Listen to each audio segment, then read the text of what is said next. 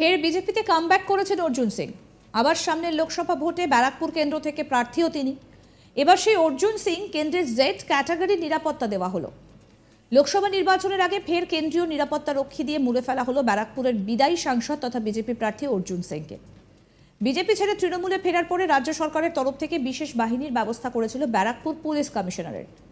তবে ভোটের মুখে রাজনৈতিক পালাবদল দেখেছে ব্যারাকপুরের মানুষ। কার্যত বিক্ষুব্ধ হয়ে তৃণমূল ছেড়ে বিজেপিতে গেছেন। ব্যারাকপুরের লক্ষ্য ভেদ করতে অর্জুন সিংয়ের ওপরই কেন্দ্রের আস্থা রয়েছে। কেন্দ্রের আস্থা রেখেছে বিজেপির কেন্দ্রীয় নেতৃত্ব। 2024-এর লোকসভা নির্বাচনে তৃণমূলের প্রার্থী পার্থ ভৌমিকের সঙ্গে সম্মুখ সমরে লড়তে চলেছেন ব্যারাকপুরের লড়াকু নেতা অর্জুন সিং। রাজনৈতিক পরিসরে এবার ব্যারাকপুর লোকসভার বিজেপি প্রার্থী অর্জুন সিংয়ের জন্য জেড ক্যাটাগরির নিরাপত্তা রক্ষীর ব্যবস্থা করল কেন্দ্রীয় স্বরাষ্ট্র মন্ত্রক। এবার আপনাদের শোনাবো কি বলছেন বিজেপি প্রার্থী অর্জুন সিং, শুনুন। সে তো আগেও ছিল, আবার এসছে, থাকবে। কি ক্যাটাগরি দেওয়া হলো? Z category. সে তো আগেও ছিল, আবার এসছে, থাকবে। কি ক্যাটাগরি দেওয়া হলো? Z category. অবশেষে লোকসভা ভোটে লড়তে চলেছেন অর্জুন সিং। জল্পনা আগে থেকেই ছিল যে ব্যারাকপুরে বিজেপির প্রার্থী হয়ে ভোটে লড়বেন অর্জুন। সেই অপেক্ষার অবসান হলো রবিবার রাতে। বিজেপির প্রকাশিত প্রার্থী তালিকায় নাম রয়েছে অর্জুন সিংয়ের, আর তারপরেই উৎসবে মাতল অর্জুন সিংয়ের অনুগামীরা। অর্জুন সিংকে বিজেপির প্রার্থী ঘোষণার পরে দলীয় কর্মী সমর্থকেরা উচ্ছ্বাসে ফেটে পড়েন, আবির খেলায় মেতে ওঠেন। তার পাশাপাশি বাজি ফাটানো হয়। এদিকে টিকিট পেয়ে খুশি অর্জুন সিং জানান, দলের কর্মী সদস্যদেরকে অভিনন্দন জানাচ্ছি।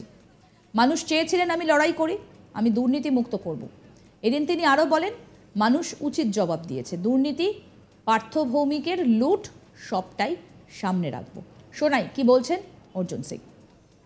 এলাকার শুধু নয়, বাংলার একটা ঐতিহ্যশালী মন্দির। আমরা সৌভাগ্যশালী, আমাদের এলাকায় বড় মা মন্দির আছে। আমরা ওনার পুজো করে এখান থেকে যাত্রা শুরু করেছি। নৈহাটি থেকেই যাত্রা শুরু করেছি। মায়ের আশীর্বাদ যাতে আমার উপরে থাকুক, অসুর শক্তিকে নাশ করার জন্য মায়ের আশীর্বাদ যাতে আমার উপরে থাকবে, এটাই মায়ের কাছে আমি প্রার্থনা। নৈহাটিবাসীকে একটাই আমার আবেদন, এখান থেকে তোলাবাজি, এক্সটর্শন, দুর্নীতি মুক্ত করার জন্যে, হকারদের জীবন ফিরিয়ে দেওয়ার জন্যে, এই অরবিন্দ রোডের যারা ব্যবসায়ী আছেন তাদেরকে শান্তির জন্যে মায়ের আশীর্বাদ আমার উপরে থাকুক। গরিবপুরের শ্রমিকের জন্যে, এলাকার যে এক্সটর্শন, তোলাবাজি, কলেজের নিয়ে দুর্নীতি, এই সমস্ত এই দুর্নীতি, হসপিটাল নিয়ে দুর্নীতি যেভাবে চলছে তার জন্য মুক্তি পাওয়ার জন্য মায়ের আশীর্বাদ যাতে। নৈহাটিতে শিল্প বলে কিছু নেই। জেনসন নিকলসন কোম্পানির হাল দেখেছেন আপনারা। মাটি অবধি ওখানকার ইনার যে স্পন্সর আছে, যে ইনার বোর্ডে দেখবেন নাম লেখা থাকে স্পন্সর বাই অমুক, সে মাটি অবধি বেচে দিয়েছে। জুবলি ব্রিজ বহু কষ্ট করে বানানো হয়েছিল, সেই জুবলি ব্রিজ যে কোনো সময় ক্যালাপস করে যাবে। ওখান থেকে রাত দিন বালি তোলা হয়। আপনি জানেন যে দুর্নীতি এখানে, কেনো লোটো সব এখান থেকে ওনার স্পন্সরশিপে, ওনার প্রভাবে যেভাবে চলছে, পুরো এলাকার যুব সমাজ নষ্ট হয়ে যাচ্ছে। হসপিটাল থেকে কলেজ অবধি কি দুর্নীতি চলছে আপনারা জানেন। এই দুর্নীতির বিরুদ্ধে নৈহাটি মানুষ আমাকে আশীর্বাদ করবেন, এটা আমার বিশ্বাস আছে।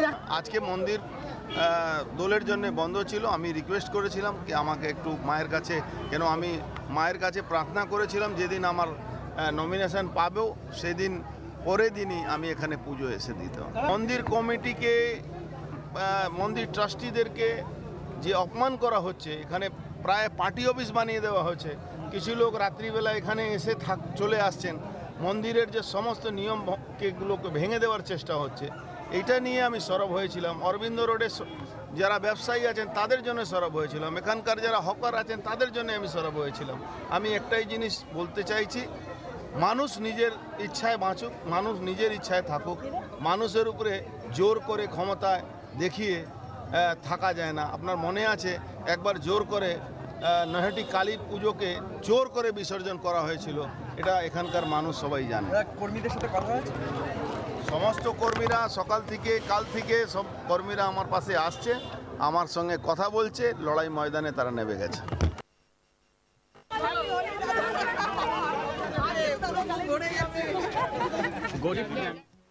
আরও আপডেট পেতে দেখতে থাকুন আজ তাক বাংলার ইউটিউব চ্যানেল।